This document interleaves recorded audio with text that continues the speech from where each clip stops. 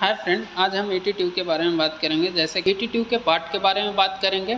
Connector बोलते हैं, इससे आपका मशीन कनेक्ट होता है, ठीक है। उसके बाद अगर हम नीचे की बात करें तो ये जो होता है आपको ट्यूब ओपनिंग होता है और यहाँ पर मर्फीज आई बोलते हैं, इसको मर्फीज आई बोलते हैं। अगर उसके बाद अगर हम बात करें तो ये हो गया आपको कफ हो गया, इसको बोलते हैं कफ। एटी का एक कफ है। इससे क्या होता है कि आपका ट्रैकिया में जो होता है ये यहाँ पर जाकर ब्लॉकेज कर देता है। फिर उसके बाद लैरिंजियल मार्कर बोलते हैं या वोकल कॉर्ड मार्कर बोलते हैं। वोकल कॉर्ड जहाँ की आपको लैरिंग्स तक ट्यूब को कहाँ तक हमको डालना है तो लैरिंग्स तक इसको इंड कर देते हैं।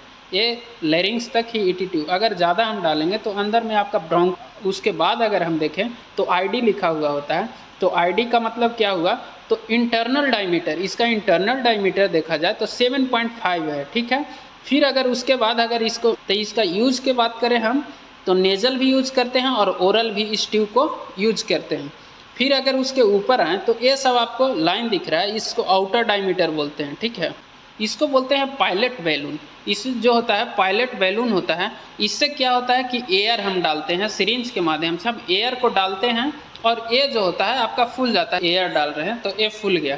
इससे क्या होता है अगर इसको हम फुलाएंगे तो ये अंदर में जाके क्या करेगा, ट्रोमा कराएगा। बेवल बोलते हैं इसको। इससे ये जो ब्लू कलर में आपको दिख रहा है इसको रेडियो ओपिक लाइन बोलते हैं। इससे आपको मतलब पता चलेगा कि मेरा सही जगह ईटी ट्यूब है या गलत जगह। इससे हम सेटिस्फाइड होते हैं। फिर उसके बाद अगर आए तो यहाँ पर जो होता है आपको ये जो कनेक्टर बोले, एक कनेक्टर से जो होता है आपका मशीन भी अटैच होता है। इसका डायमीटर वो सेम सब में मिलेगा, या पीडिया के लिए या एडल्ट के लिए इसका डायमीटर आपको सब में सेम मिलेगा। लेकिन इनर का आउटर का इसका डायमीटर सब में सेम मिलेगा। 15 mm होता है, 15 मिलीमीटर होता है।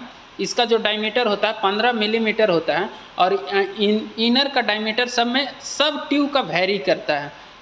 थैंक यू फ्रेंड, आज के लिए इतना ही।